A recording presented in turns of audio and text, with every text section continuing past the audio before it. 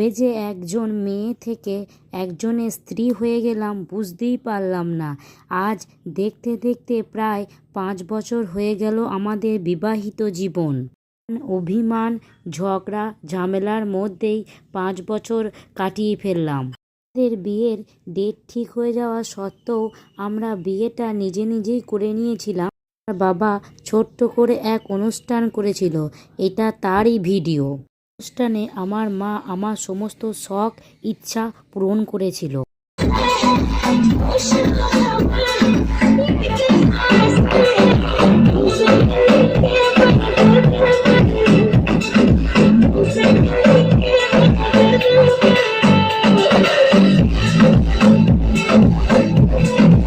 খুব ভালো আছি এবং সুখী আছি। এই সুখে যেন কারো নজর না লাগে। সবাই মজা এবং আনন্দও করেছিলাম। হলো আমাদের দুজনার দু চোখের মনি এটা। বন্ধুরা।